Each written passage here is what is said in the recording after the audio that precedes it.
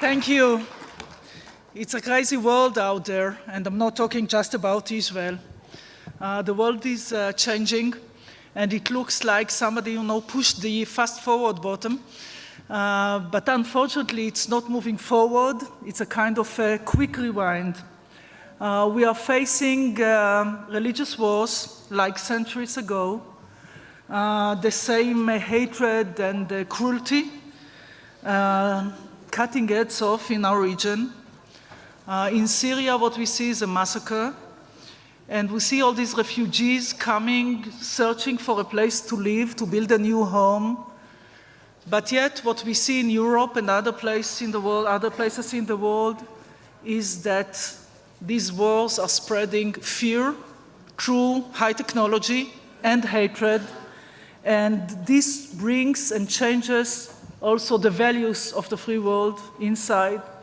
It brings more extreme political leaders that are using, sometimes abusing, fear and hatred in order to get more and more support. So I look at Israel, our small state, inside this troubled water, and I was glad to hear about Netanyahu's Tzipi idea. I would relate to the peace process from another perspective, I believe. But before that, I would like to say that Israel is part of the free world, and we are part of the camp that need to fight terror because we all suffer from it. We are part of the free world because we share the same values of the free world, and we need to fight for these values these days because they are in danger. And inside this wave of xenophobia that we should condemn, all of us, we also see another wave that should bother all of us, but especially the state of Israel, the nation state of the Jewish people, and this is anti-Semitism that rises its ugly head in different parts of the world. And to see, come on, in the United States of America, to see the Nazi salute is something that I cannot even absorb or think that this is something that I would see these days in the US. Now, this is not a Jewish problem. It's not the problem of Israel as the nation state of the Jewish people. This is a problem of the entire international community, and this tells us about the community in which it rises, not only anti-Semitism, but also xenophobia against foreigners, against minorities. These are our values. Since day one, since the day the State of Israel was established, it is written in the Scroll of Independence, a document that everybody in Israel, when the State of Israel was established, from different political parties, signed.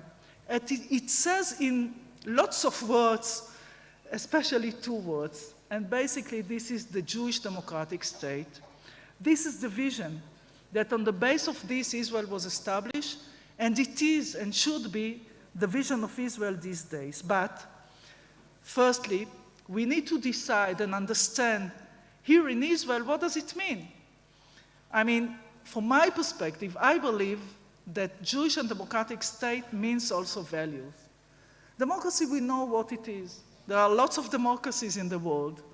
We know that it's not just system of election, it's a matter of values. And equal right to minority is part of the democratic values. But I also believe that being a Jewish state means also values.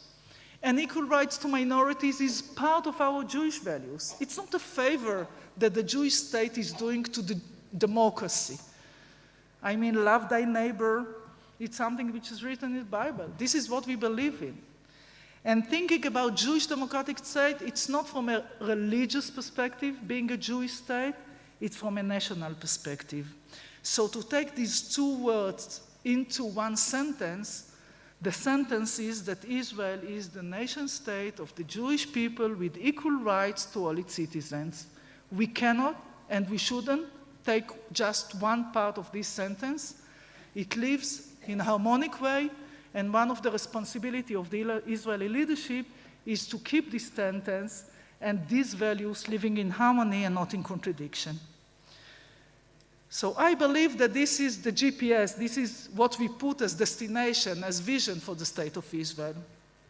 And therefore I believe that the only way to keep the values of Israel as a Jewish democratic state is to stop in one station on the way, and this is two states for two peoples, not as a favor to the Palestinian, but as an Israeli interest.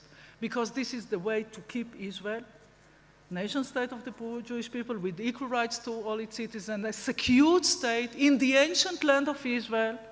And I do believe in the rights of the Jewish people on the entire land of Israel, but yet I believe that what we should keep is the state of Israel as a Jewish democratic state, and therefore we need to give up part of the land in order to keep the values of Israel as such. Now, it is true that in Israel you would find another group, a minority group, by the way, who believes that the vision of the state of Israel should be Greater Israel, the land of Israel. And this is a clash that we are facing in Israeli society. This is a clash that we are facing also on a daily basis in the Israeli parliament, especially the last bills that were put on the Israeli table. And I believe that instead of everybody is looking at the US, waiting for the new elect president to decide what would be his policy. And I would say to Israelis, hello, it is more important what is our policy. It's important what would be the policy of the new president in the US, but Israel should decide what is the vision of the state of Israel and what is the policy of the state of Israel in order to achieve or to keep this vision.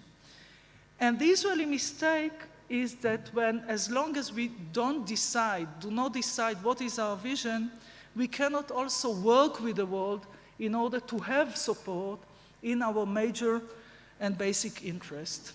And I don't need to tell you this, but for me it looks like something which is quite difficult to explain when the Israeli Prime Minister Netanyahu is meeting the Polish government, speaking about the peace process, about two states for two peoples, while simultaneously the Minister of Education is meeting Trump's aides, assistants, in order to say to them that he expects the policy of the new president to be the cancellation of two states for two peoples as a vision. It cannot work like this. And I know that this is quite a tough decision, but it's needed because we need to go back to the core values of the state of Israel and make these decisions amongst the Israeli society, because you cannot just manage the conflict. If you don't make decisions, the conflict would manage us. The moment in which Israel knows where are we heading and going, I would say it's quite simple to have the support of the entire international community in the interest of the state of Israel. To support, and I would like also to share with you something. I know that most of you here supporting the idea of two states for two peoples, which is good because I believe that it's not pro-Palestinian. I believe that this is an Israeli interest. But it is not less important to support on major issues that are part of the core issues between us and the Palestinians, but represent your interest as well. Because what's happening is that when Israel is not on the diplomatic field, what's happening is that the Palestinians are taking more and more support on a Palestinian state, but it's not just a Palestinian state.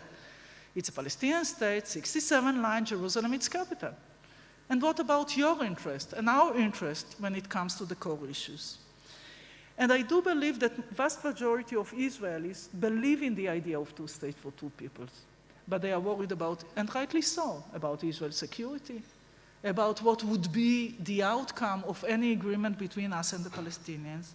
And my expectations from the international community, those supporting two states for two peoples, and those who criticize sometimes, and it is legitimate to criticize sometimes the Israeli government policy. I'm in the opposition, I do it as well. But it is not less important not to support, not to be one-sided, not to be biased when it comes to the basic narratives on both sides. I'll take UNESCO decision as an example. Coming to Temple Mount, which is the holiest place to the Jewish people, referring to it just as Al-Aqsa Mosque or Haram al-Sharif, the meaning is to take just the narrative of one side. You shouldn't do it. Any agreement, and trust me, as peace negotiator, we already phrased this sentence. Any peace treaty would start by saying that the agreement doesn't decide whose narrative is more just. It's about keeping our narratives, but making a decision for the future. And when you take just one narrative, putting in an international resolution on Jerusalem, the holiest place, holy place for the Islamic world and the holiest place for the Jewish world, the meaning is that you can turn the conflict into a religious conflict in a moment. And religious conflicts are unsolvable, unlike national conflict. So let's try and find a way to move forward in understanding what are the basics for all of us. When Israel supported the idea of two states for two people, we already achieved from President Bush letters saying what are the principles that any US government administration would support in the future. And I believe that this is a good opportunity to go back to President Bush letter plus, and I would relate to it and would say what is needed. Firstly, you all say two states. It's not enough. We don't need another state in the region. It's a tiny place. But when you say two states for two peoples, the meaning is an end to the conflict. The meaning is that each state gives an answer to national aspiration of different peoples. Israel for the Jewish people, as the United Nations already established in 1947. And a future Palestinian state for the Palestinian people. And therefore, the meaning is also that this is the end of claim, the end of national claim from one side to the other. And this means also that as Israel is homeland for the Jewish people, and as Israel absorbed Jews who came from Europe after the Holocaust, from Arab states after the state was established, and even today we absorb Jews who want to come to Israel, the establishment of the Palestinian state is the answer for the national aspiration of the Palestinians wherever they are, in Gaza Strip, in the West Bank, in refugee camps. So Israel is not an option for the refugees. And by saying so, you don't support the Israeli position. You support an end for the conflict in the most just and fair understanding that was already embraced by the United Nations in 1947 in the partition plan, saying one Jewish state and the other is an Arab state. This is one sentence in Bush letter to Israel, which represents I believe, the international community interest. The other is blocks of settlements. I mean, regardless to what you think about settlement activity, this is the right thing to do, or whether it was a huge mistake or against the international law, it's not important now when we relate to the blocks of settlement, because these places, the good news is that it takes only a few percentage of the West Bank. It's quite close to the green line that was the border in 1967. And it is clear to everybody, also to the Palestinians, that there would be adjustment to the 67 line, and the blocks of settlements would be part of Israel, alongside with compensation to the Palestinians. And therefore, this is the only way to relate to the future border. It represents an Israeli interest, but since the Palestinians are getting compensation, I believe that it serves the interest of both sides. And now this is Bush's letter to Israel, but I think that we need to add to it another thing. And this is something that we already agreed on in the negotiations. The future Palestinian state would be demilitarized. It is clear to the Palestinians, it is clear to us. I mean, the whole idea is to end the conflict. Nobody needs another terror state in the region, another failed state in the region.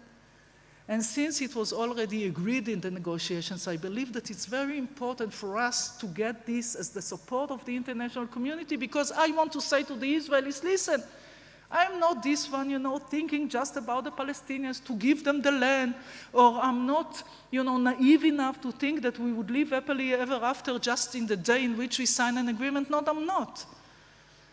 But if the future Palestinian state would be demilitarized and the international community would support it, something else can happen. We have here really new opportunities. Part of the Arab world understand that Israel is not the enemy anymore, but the glass ceiling for its relations with Israel is the Israeli-Palestinian conflict. Now, Israel can create a new security camp and to act together with these pragmatic Arab states against these extremists in the region, these terrorist organizations in the region, these rogue states in the region. But in order to do so, we need to take some steps toward the Palestinians with them. And therefore, by having a new discussion between Israel and the international community, Israel and the new administration in the US, and Israel and the Arab world, we can use these understandings in order to create new, to re-energize the process, but to add to this also the support and the participation of the Arab world in an understanding, hopefully, that Israel is serious when it speaks on two states, that Israel is willing to free settlements outside of the fence, that Israel is willing to take steps toward the Palestinians on the ground. Now, it is true that those who can support what I said today are only those truly supporting the idea of two states for two people. When you support the idea of Greater Israel, one of my suggestions is not coherent to the idea of Greater Israel. And therefore, I believe that the right thing for Israel to do now is to accept, adapt the idea, not just as words or as a manner of speech, but also to understand deeply that this is the interest of Israel, to work with the international community in order to get support in the basic interests that I do believe represent also the interest of the international community, to work with the Arab world and with the Palestinians in order to re-energize the process, or anyway to move forward toward this vision, which for me is the Jewish democratic state, but also two states for two people as part of it, or as a manner to keep this process. Now, I was speaking about the region, about the world, and I was talking about the changes in the world. And speaking honestly, I feel some of these changes also here in Israel. And I believe that the idea of Zionism was to take the Jewish people out from the ghetto and to create a sovereign, independent, strong state, which is Israel today. But the idea that fear and hatred enters into Israel is something that worries me. And I believe that all those here in Israel and outside in the international community should unite. I believe that the moderates of the world should unite. Because when I'm speaking about the Israeli-Palestinian conflict, it's not just about the Palestinians, it's about us. When I'm speaking about new bills on annexations, it's not about the Palestinians, it's about us. When we are talking about bills against the Israeli Arabs, it's not about them, it's about us, it's about our values. And these values, not only here in Israel, but in the international community, are being challenged. And we need to find a way to create a united world, to fight for the values that we believe in, and I believe that this is part of Zionism as well. But speaking about, what are my concerns, just want to finish my speech here, about a short story about Ariel Sharon, the Israeli Prime Minister, who used to tell us about his mother, who used to take him to work in the field. And, he was a young boy, and when he looked forward, it was quite difficult for him to think. It was hot and a lot of work to be done. And he said, listen, let's stop working, a lot of work to be done. And his mother used to say, look backwards, look at what we achieved. So truly, when I'm thinking about Israel, a real startup nation, there's a lot to be proud of. Thank you.